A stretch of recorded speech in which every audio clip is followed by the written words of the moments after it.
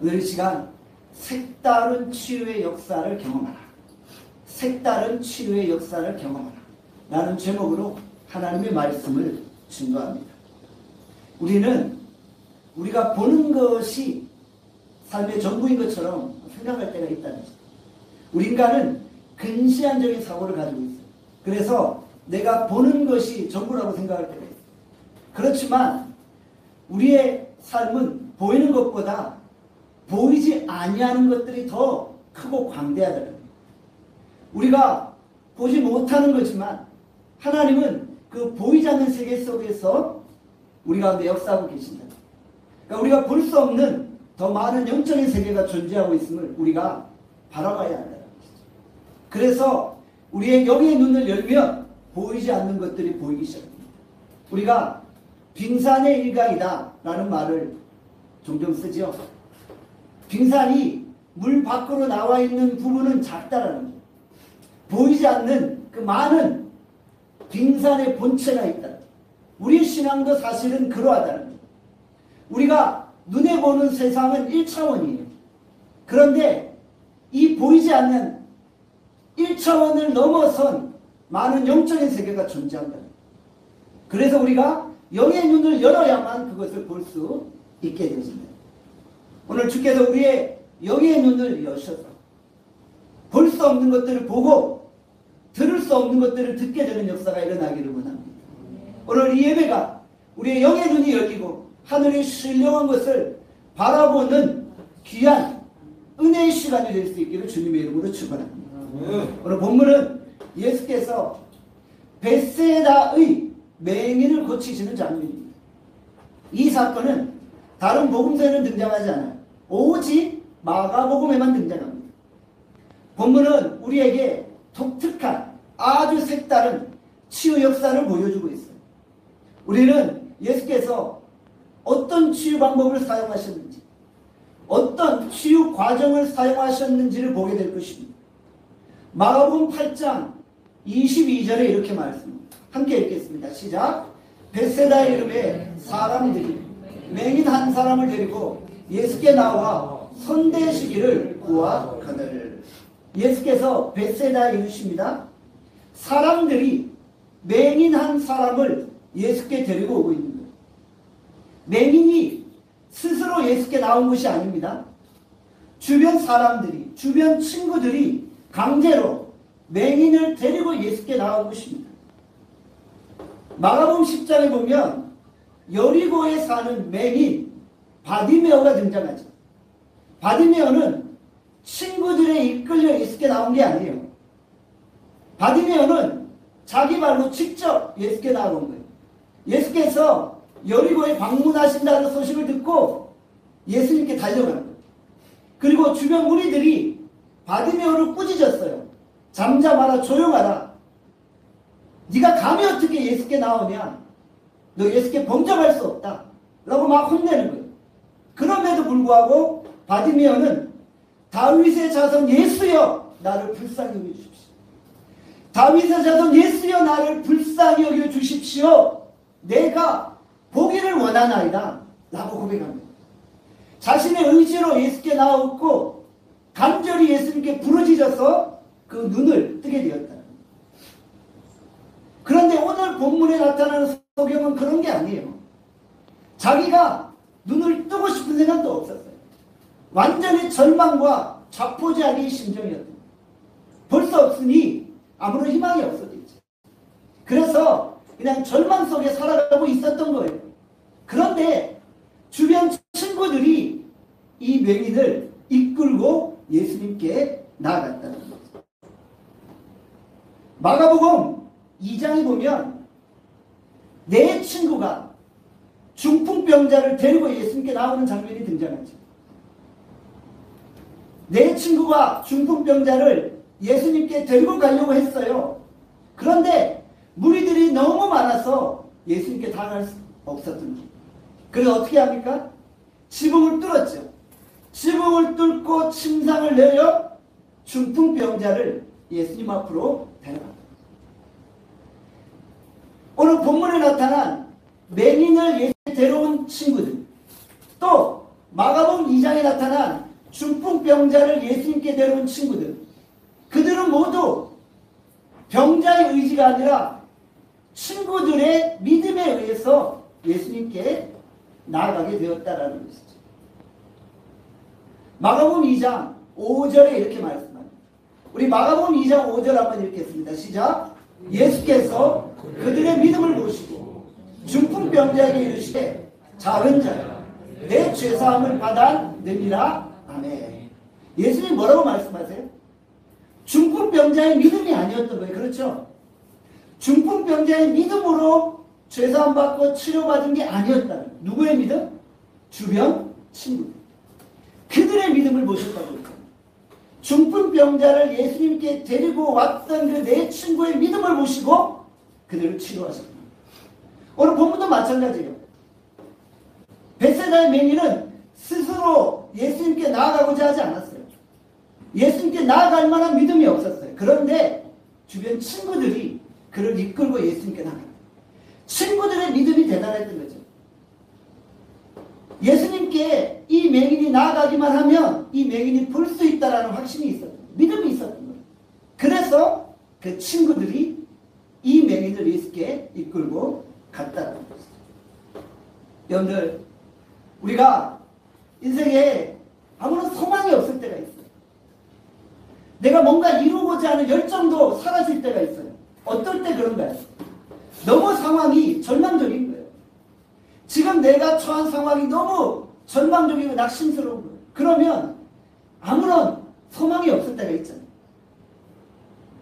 그럼에도 불구하고 우리는 자의반 타의반 주님 앞에 나와야 하는 거예요.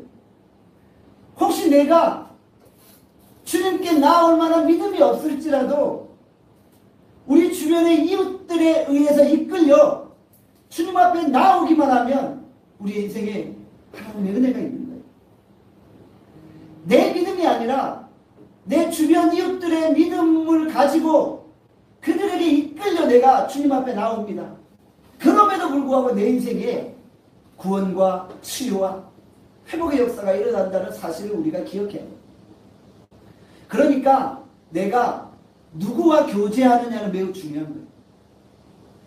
친구 잘 만나면 눈을 뜨는 거예요. 그렇죠? 친구 잘 만나면 중풍병이 치료되어집니다. 내가 잘 기도를 못해도 기도하는 친구 잘 만나면 내 인생의 문제가 풀릴 수 있는 거예요. 그런 의미에서 내가 누구랑 교제하고 있는가, 내가 누구랑 가까이 지내고 있는가, 이것은 매우 중요하다는 거예요. 제가 종종 성도들을 위해 기도할 때가 있어요. 성도들의 직장과 성도들의 사업과 성도들의 건강을 위해 간절히 기도할 때가 있어요. 그러면 하나님이 어쩔 땐 큰 은혜 주셔서 저의 기도를 들으시고 성도들의 직장과 삶과 가정을 열어주시는 경우가 있어요. 우리 성도들이 어쩔 때는 너무 낙심하고 절망스러워 기도할 힘조차 낼 수 없는 거예요. 너무 절망스러우면 기도가 안 나와요. 여러분들 그런 거 경험해 보셨어요? 내가 너무 힘들고 너무 절망스러우면 기도하려고 해도 기도가 잘 안 나올 때가 있어요. 그럴 때 누군가 나를 위해 기도해 줍니다. 누군가 주변에 나를 위해 기도해 주는 자가 있다면 하나님이 그들의 기도를 들으시고 내 삶을 풀어주십니다. 주변 이웃들의 기도로 말미암아 내가 사라지는 역사가 일어난다는 것이죠. 믿음은 교제를 통해 전염되어지는 것입니다. 불에 가까이 가면 점점 뜨거워지잖아요. 성령의 불이 붙어있는 사람 옆에 있으면 그 불에 자연스럽게 전염되는 거예요. 다른 사람의 믿음으로 내가 구원받게 되어지고 다른 사람들의 그 기도로 내가 살아날 수 있는 거예요. 여러분들 그렇기 때문에 여러분 주변에 누군가를 위해서 낙심하지 말고 계속 기도하세요. 그 사람이 비록 예수님을 모르고 그 사람이 구원받을 믿음이 없고 그 사람이 질병에서부터 치료받을 그런 믿음이 없지만 나의 기도를 들으시고 여러분의 기도를 들으시고 하나님이 역사하여 주신다는 거예요. 오늘 주께서 우리로 기도하게 하십니다. 여러분 오늘 이 자리에 여러분의 의지로 나와봤어요. 참 잘하신 겁니다. 여러분이 여러분의 의지로 주님 앞에 나와봤을 때 주께서 여러분들을 받으십니다. 그런데 혹시나 여러분의 의지가 아니라 부모님께 이끌려 타이반 자이반 이 자리에 나왔을지라도 주님이 여러분들을 강건하게 붙들어 주시고 은혜 베풀어 주십니다. 오늘 여러분들이 이웃의 믿음으로 말미암아 구원받고 이웃의 믿음으로 말미암아 회복되어지고 주의 은혜로 자유케 되어지는 역사를 경험할 수 있기를 간절히 축원합니다. 아멘. 결국 내가 다른 사람에게 영향력을 미치는 영적인 영향력을 미치는 이웃의 믿음으로 내가 구원받듯이 나를 통해 이웃이 변화되는 역사가 일어나는 거예요. 그러니까 나 한 사람이 우리 교회 전체를 변화시키고 교회 전체에 영향력을 미칠 수 있는 오늘 여러분들이 하나님 앞에 그런 믿음으로 나아갈 수 있기를 원합니다. 내가 하나님 앞에 서면 나를 통해 이웃들이 살아난다. 여러분들 이런 믿음으로 살아갈 수 있기를 원합니다. 여러분 한 사람이 하나님 앞에 믿음으로 설 때 여러분의 사업이 형통해지고 여러분의 사업 형통을 통해 주변 사람들이 다 살아나는 역사가 일어나는 거예요. 과거에는 나의 부귀와 명예와 나의 쾌락을 쫓아 살았지만 이제는 내가 주의 은혜를 구하며 나가 주께서 내 삶의 은혜 베풀어 주시면 내가 이제 많은 사람을 살리고 구원해내는 그 사역 앞에 서겠습니다. 여러분 이런 믿음으로 결단하세요. 내가 내 이웃을 주께로 인도하는 사역 앞에 쓰임받겠습니다. 우리가 이렇게 나아갈 때 주께서 우리의 삶 가운데 은혜를 베풀어 주시죠. 결국 부흥은 나로부터 시작되어집니다. 나 한 사람이 뜨거운 모습으로 변화될 때 주변의 절망의 사람들이 주께로 다 인도되어진다는 사실을 기억할 수 있기를 바랍니다. 오늘 이 시간 정말 나를 통해 다른 사람들이 회복되는 이런 색다른 독특한 치유의 역사를 체험하시는 여러분들 되어질 수 있기를 바랍니다. 마가복음 8장 23절에 이렇게 말했습니다. 같이 한번 읽어보겠습니다. 시작. 예수께서 맹인의 손을 붙잡으시고 마을 밖으로 데리고 나가서 눈에 침을 뱉으시며 그에게 안수하시고 무엇이 보이느냐 물으시니 맹인이 다른 사람들의 손에 이끌려서 예수님께 나갔죠. 맹인은 평생 다른 사람들의 힘을 의지해서 살았어요. 내 힘으로 살 수가 없었어요. 다른 사람의 힘에 의존해서 살았던 거예요. 그래서 더욱더 다른 사람을 기대고 의지하게 되어진다. 다른 사람을 의지하는 사람이 온전할 수 없겠죠. 다른 사람이 예수께 이 맹인을 데리고 옵니다. 그리고 본문에 보니까 예수께서 맹인의 손을 붙잡으십니다. 여러분 이 한 단어가 놀라운 영적인 의미가 있습니다. 이 맹인은 평생 다른 사람들의 손을 붙잡고 다른 사람들에 이끌려서 살아왔어요. 그런데 오늘 이 시간 예수께서 이 맹인의 손을 붙잡으십니다. 이제는 이 맹인이 예수님의 손에 붙들림 바 되어져 살아가는 거예요. 여러분 지금까지 여러분들이 여러분의 힘으로 살아왔습니까? 지금까지 여러분들이 다른 사람들에 의해서 살아왔습니까? 이제는 예수님의 손에 붙들림 바 되어지기를 바랍니다.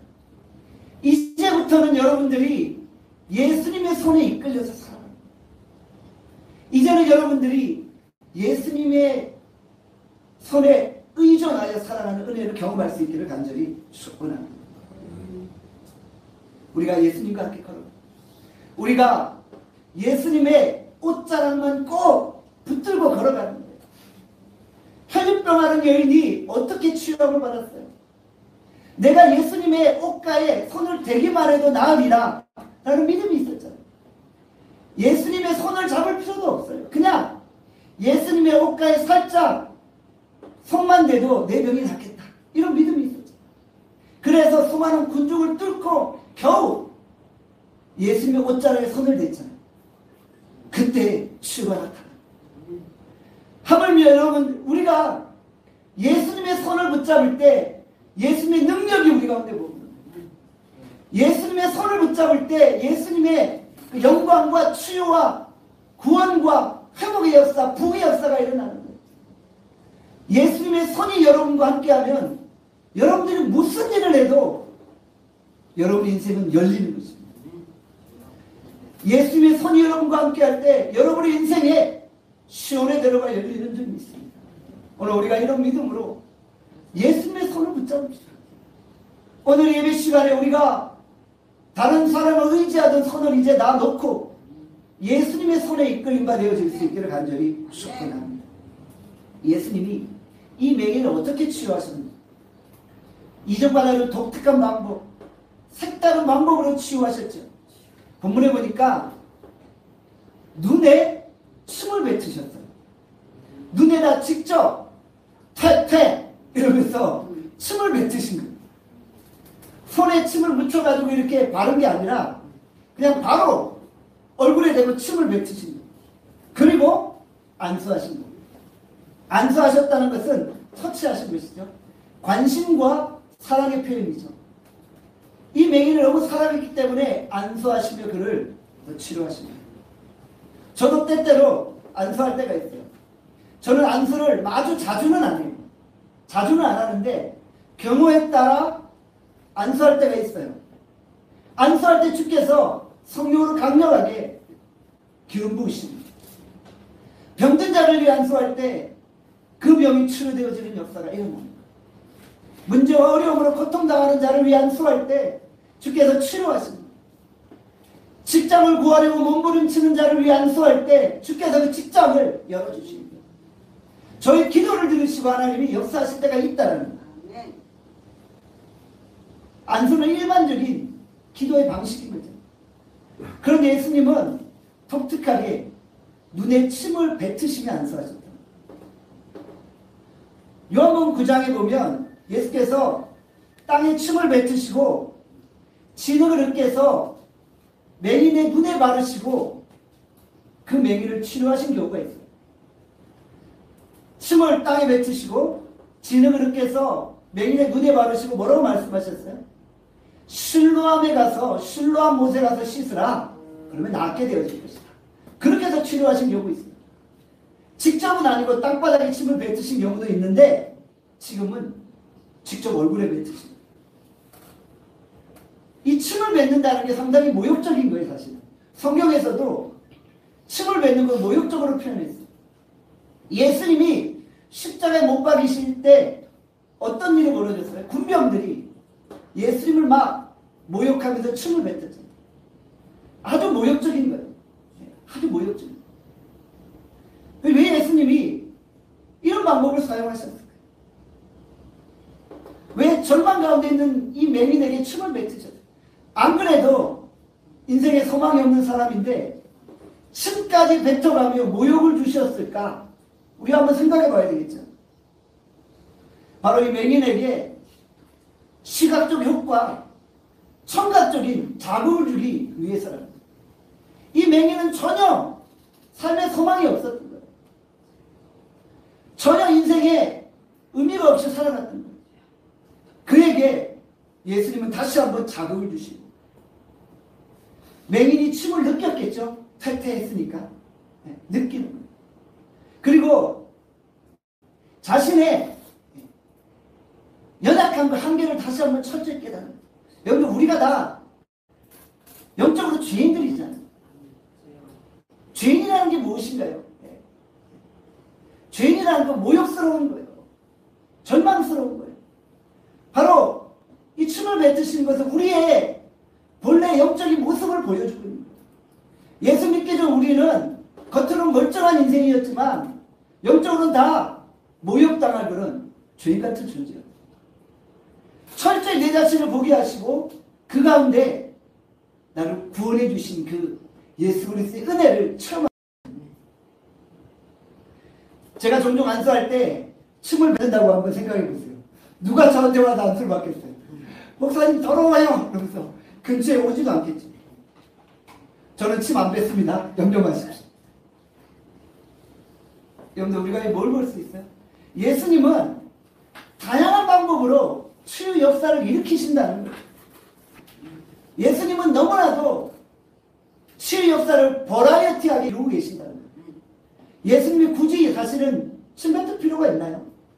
예수님이 안수하실 필요 있어요? 그냥 말만 하면 돼요.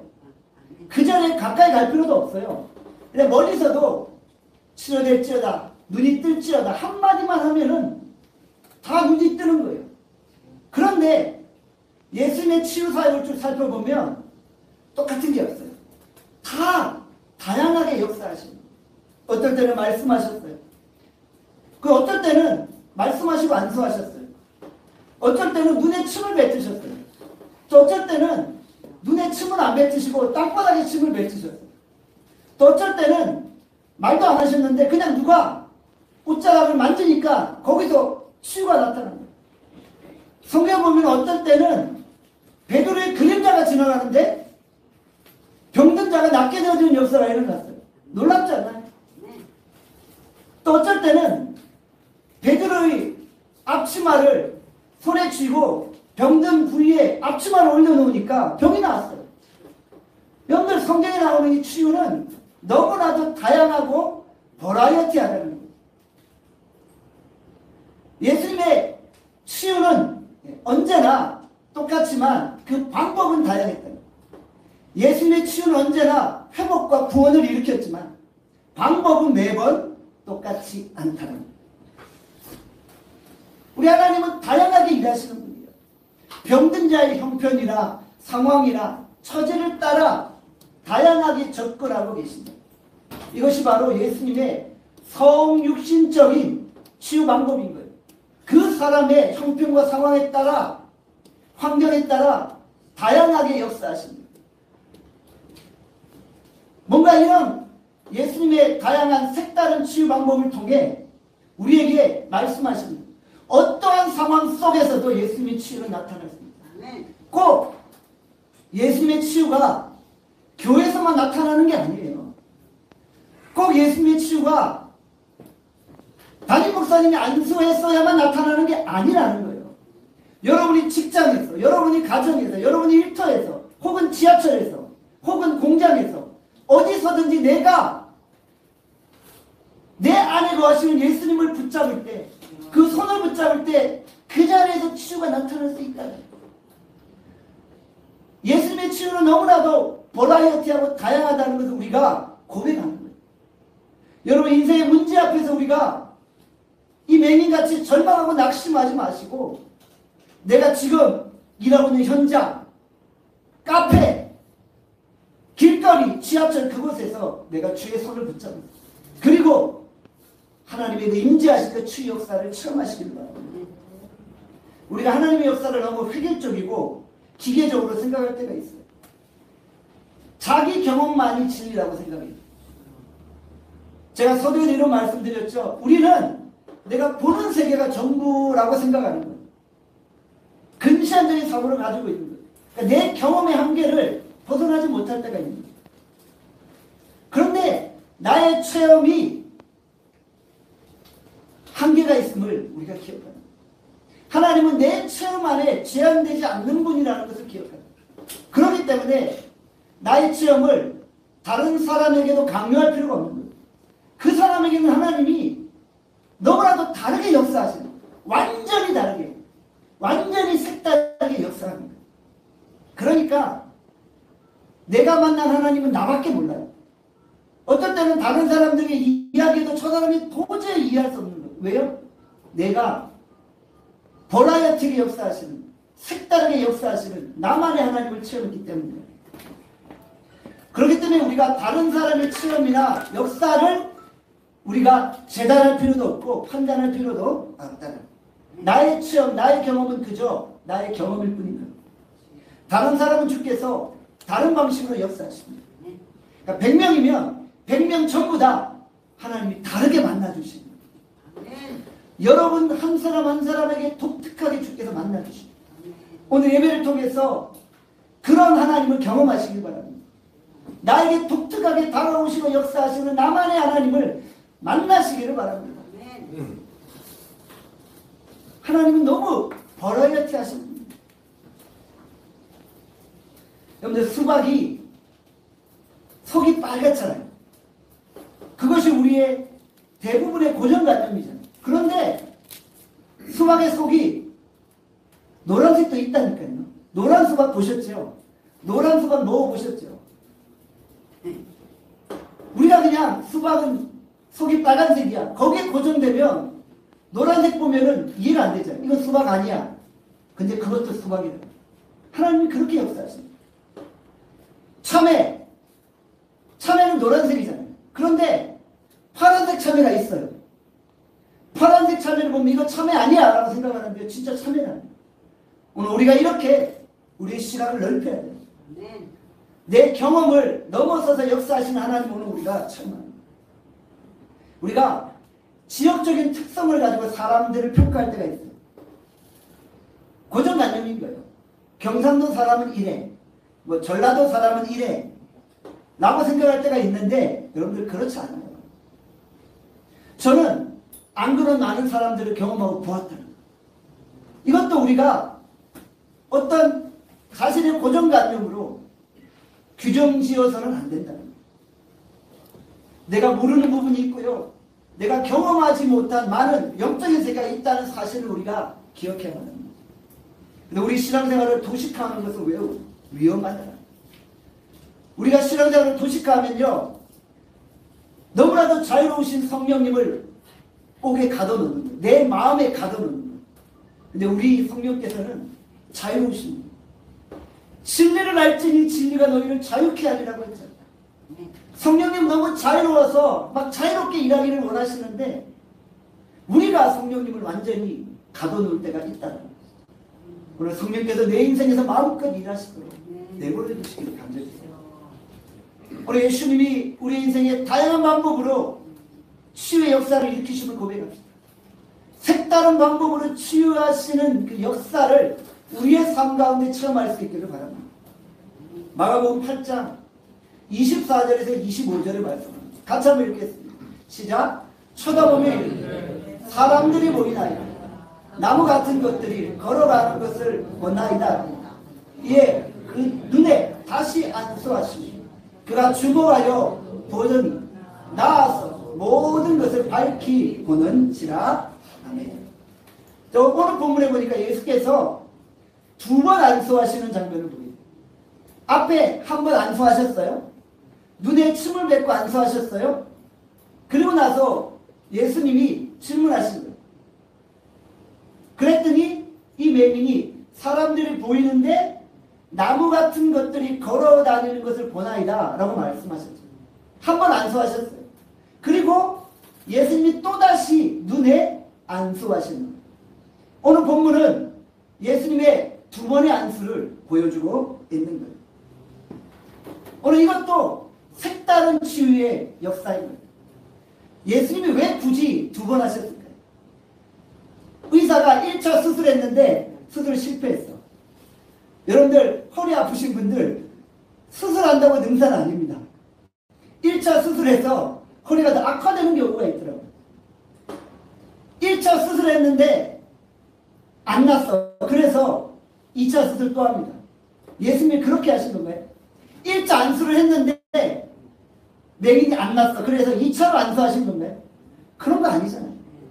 예수님은 굳이 안수하실 필요도 없잖아요. 그냥 떠라 하면 뜨는 거잖아요. 그런데 한 번도 아니라 두 번이나 안수하셨어요. 왜 그럴까요? 뭔가 예수님이 두 번의 안수를 통해 우리에게 말씀하시는 바가 있다는 거예요. 맹인은 어떤 사람입니까?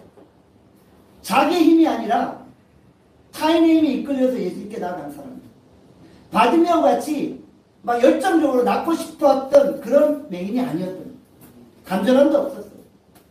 열심도 없었어요. 그렇다고 믿음도 없었어요. 그냥 자포자기에 했던 이런 맹인이었던. 그 전에 전혀 보겠다는 소망이 없었던 사람입니다. 그런데 한 번 안수하니까 어떻게 돼요? 뭔가 조금 보이기 시작합니다. 나무 같은 것들이 걸어간다라면 행선수설 하잖아요. 나무가 어떻게 걸어가요? 그러니까 뭔가 보이기 보이긴 보이는데 희미하게 보였던 거예요. 그렇죠? 희미하게 보였던 거예요. 그러니까 이 맹인이 어떤 생각이 들까요? 내가 이전에는 전혀 보겠다는 생각조차 못했는데 희미하게 보이니까 어떤 생각이 들어요? 열정이 생깁니다. 보고자 하는 열망이 막 솟아나는 거예요. 아, 내가 예수님 붙잡으면 이제 다시 볼 수 있겠구나. 다시 한번 그 속에서 살고자 하는 인생의 소망이 막 불타오르는 거예요. 여러분들 뭐 비즈니스 하는데 뭔가 일이 될 것 같은 기미가 보여요. 그러면 어떻게 돼요? 막 간절해지죠. 그럴 때는 막 주님께 더 기도하고 싶어지고 그때는 더 간절하게 매달리게 되잖아요. 막 그런 거였어요. 전혀 소망이 없는 사람이 약간 뭔가가 보이기 시작하니까 거기서부터 삶의 의욕이 생깁니다. 열정이 타오르고 막 믿음이 타오르고 내가 이분의 손만 붙잡으면 이분께 한 번만 더 안수받으면 낫겠구나. 이런 마음이 생깁니다. 더 자세히 보고 싶고 더 간절한 열망이 생깁니다. 예수님은 지금 전혀 인생에 소망이 없는 맹인에게 소망을 불어넣으시고 열정이 없는 맹인에게 다시 한번 열정을 불어넣어 주십니다. 이때 예수님이 그를 다시 안수하시고 그를 보게 하셨죠. 이제는 정확히 볼 수 있어요. 이제는 완전히 완벽하게 볼 수 있게 되었던 것입니다.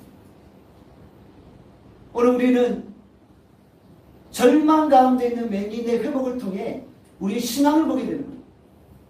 이 모습은 성도의 신앙생활과 비슷하다는 거예요. 성숙한 그리스도인들은 한번 말씀을 전해도 바로 막 반응하는 사람들이 있어요. 여리고의 바디메오 같은 사람은 워낙 열정이 있는 사람이라 두 번에 걸쳐서 이렇게 안수 안 하셔도 그냥 바로 그냥 하나님 역사하시는 경우가 있어요.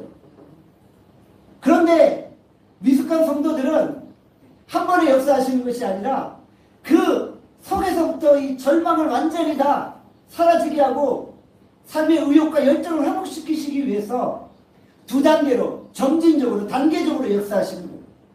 그러면서 좀 더 분명한 믿음의 확신과 열정을 심어주는 거예요. 이것이 바로 예수님이 벳세다에서 하는 맹인에게 보여주셨던 치유의 방법이었다.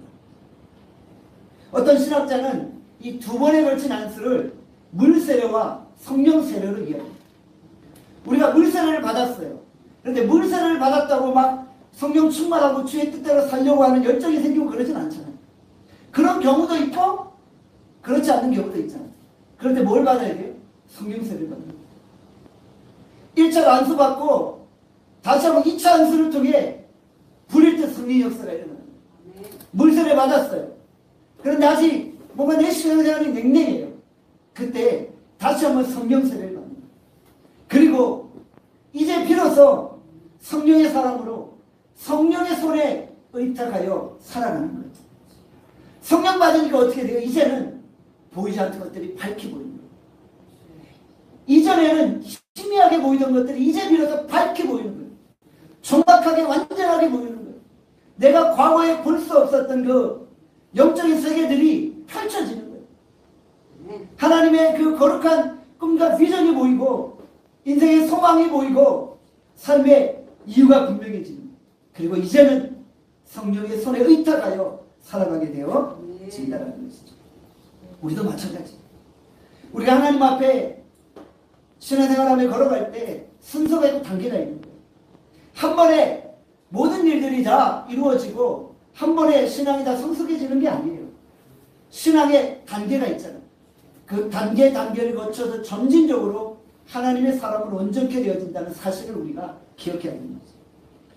마가복음 8장 26절에 이렇게 말씀합니다. 우리 26절 한번 읽겠습니다. 시작. 예수께서 그 사람을 집으로 보내시며 이르시되 마을에 들어가지 말라 하시니라. 예수께서 당부하셨어요. 마을로 들어가지 말라. 집으로 보내시면서 마을로 들어가지 말라. 왜 예수께서 이 맹인에게 마을로 들어가지 말라고 하셨을까요? 오히려 마을로 들어가야지 사람들에게 자신을 보이고 예수님을 찬양할 것 아니에요? 그런데 들어가지 말라고 했어요. 왜 그랬을까요? 이유가 있는 거예요. 이 맹인은 마을에서 어떤 생각을 했어요? 평생 구걸하며 살았다. 자기 힘에 의해서가 아니라 타인의 힘에 의해서 살아갔다. 타인 의존적으로 살아왔던 인생인 거예요. 내 의지가 없어요. 타인이 나를 이끌면 그대로 그냥 살아가는 인생이에요. 마을로 돌아가면 그런 타인 의존적인 삶을 반복해서 살아갈 수 있는 거예요. 평생 다른 사람을 의존해서 살아왔기 때문에 눈을 떴음에도 불구하고 계속 의존적으로 살아갈 수 있는 거예요. 뭐 남의 힘을 빌어서 살아가려고 할 수도 있는 거예요. 예수님이 말씀하신 거예요. 더 이상 과거로 돌아가지 말아요. 마을로 돌아가고 과거로 돌아가지 말라는 거예요. 주님이 주신 거룩한 비전을 따라 이제는 새로운 삶을 살아가는 거예요. 주님은 이 맹인에게 이제 새로운 삶의 여정을 보여주셨던 것입니다. 사랑하는 여러분, 오늘 주께서 우리의 눈을 여시기를 원합니다. 오늘 여러분의 인생 가운데 색다른 치유의 역사가 일어나기를 소원합니다. 여러분 마음과 영혼에 여러분만의 독특한 색다른 치유의 경험이 있기를 원합니다. 여러분의 비즈니스와 여러분의 직장과 여러분의 사업과 여러분의 가정과 여러분의 인생 가운데 남이 이해할 수도 없고 알 수도 없는 색다른 독특한 신묘막측하고 버라이어티한 그런 치유와 회복의 부의 역사가 일어날 수 있기를 소원합니다. 오늘 여러분의 인생에서 우리에게 다가오시는 주님을 경험하는 거예요. 지금까지 우리가 타인의 손에 의탁해서 살아왔다면 이제는 예수님의 손을 붙잡는 거예요. 예수께서 맹인의 손을 붙잡고 가셨잖아요. 오늘 주님이 우리의 손을 붙잡으셨어요. 오늘 주님이 우리의 인생에 끼어드셨어요. 과거에는 내가 내 인생을 이끌고 갔는데 이제는 주님이 내 인생에 끼어드신 거예요. 내 인생에 개입하신 거예요. 더 이상 내 의지대로 살아가지 못하도록 주님이 끼어드신 거예요. 이제 우리가 주의 손에 의탁하고 걸어갑니다. 더 이상 나의 옛 과거로 돌아가지 않습니다. 다시 내가 과거에 살아왔던 그 마을로 돌아가지 않아요. 이제 내가 새로운 삶을 살아가는 것입니다. 오늘 주께서 우리에게 놀라운 독특한 색다른 치유의 역사를 경험케 하시기를 주님의 이름으로 축원합니다. 기도하겠습니다. 오늘 주께서 우리에게 주신 말씀 생각하며 기도합니다. 하나님 오늘 색다른 치유의 역사를 우리로 경험케 하여 주시옵소서. 하나님 오늘 우리가 주의 손에 의탁합니다. 주님의 손을 붙잡습니다. 하나님 이제 우리가 다른 어떤 것도 의지하지 않으려고 주님만 의지합니다. 주님 내 눈을 열어주시옵소서. 내 눈을 열어 보게 하여 주시옵소서. 영적인 신령한 세계를 보게 하시고 하나님 정말 내가 예수님 만나기 전에 모욕적인 삶을 살았습니다. 죄악 가운데 거하였습니다. 그러나 이제는 새로운 사람이 되어 물세례와 성령 세례를 받고 이제는 주와 동행하는 성령 충만한 삶 살아가게 하여 주시고 진짜 오늘 주 앞에 정말 바디비어처럼 간절히 간구합니다. 다윗의 자손 예수여 나를 불쌍히 여기시고 나에게 은혜를 베풀어 주시고 우리의 질병을 치료하시고 우리의 사업을 해결하시고 인생의 문제도 주님 해결되도록 역사하여 주시고 오늘 이 시간 우리 이렇게 다 함께 주여 한번 외치고 통성으로 기도합니다. 함께 주여 한번 외치고 기도합니다. 주여 아버지 주님 강력하 우리 가운데 역사하여 주시고 하나님 아버지 오늘 주의 역사와 주의 능력을 내가시기를 원합니다. 하나님 아버지 오늘 우리가 주님 연구하고 있죠. 주님 바라보고 믿음으로 걸어가는 하나님도 오시고 하나님 오늘 우리가 예수의 손에 의탁하여 걸어갑니다. 하나님 아버지 이제는 예수님의 손을 붙잡고 예수님의 온전함의 손을 내고 주님 예수님의 능력을 의지하고 하나님 내 삶을 기도하시고 하나님 내 삶을 주관하시고 있는 거예요. 내가 과거에 어떤 사람이 주님 이제는 주 안에서 새로운 삶을 살아가게 하여 주시고 하나님 내 고정관념을 깨게 하여 주시고 우리 주님은 정말 다양한 방법으로 우리 가운데 역사하시고 다양하게 역사하시는 내 손과 진실로 체험할 수 있도록 역사하여 주시오. 하나님 오늘 이 시간 성령께서 우리 가운데 함께 역사하시오. 예수님의 기도합니다. 하나님 오늘 우리에게 다가오시는 예수님 만나기를 소원합니다. 벳세다의 맹인을 만나주셨던 예수님 오늘 우리를 만나주시옵소서.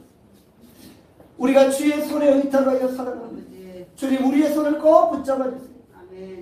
주께 나아갈 때 주께서 우리의 삶을 가장 선하고 좋은 길로 인도하시고 정말 놀랍도록 우리의 삶 가운데 역사하시는 그 하나님의 주의 역사를 체험할 수 있게 하여 주시옵소서. 오늘 하나님 우리의 마음이 뻥 뚫리는 시간 되게 하시고 하늘의 문이 열리는 시간 되게 하시고 영의 눈이 열리는 시간 되게 하시고 새로운 신령한 세계를 보는 이 한 시간이 되어질 수 있도록 역사하여 주시고 하나님 이 시간 하나님 육체적 연약함 가운데 있습니까? 아픈 부에 손을 얹고 기도할 때 예수의 치유의 능력이 임하게 하여 주시고 하나님 우리의 모든 사업장과 직장과 생업과 가정과 모든 하는 일들 가운데 주의 성령이 임하시고 주의 능력과 권능으로 역사하여 주시기를 원합니다. 하나님과 우리 이웃의 믿음으로 친구의 믿음으로도 내가 구원받고 치유되어질 수 있습니다. 하나님 내 주변에 연약한 자들이 있습니다. 나의 믿음으로 그들을 주께로 인도할 수 있도록 인도하여 주시옵소서. 성령께서 이 시간 우리와 함께 하시고 우리의 삶을 붙드시기를 간절히 소원하고 예수 그리스도의 이름으로 기도합니다. 아멘.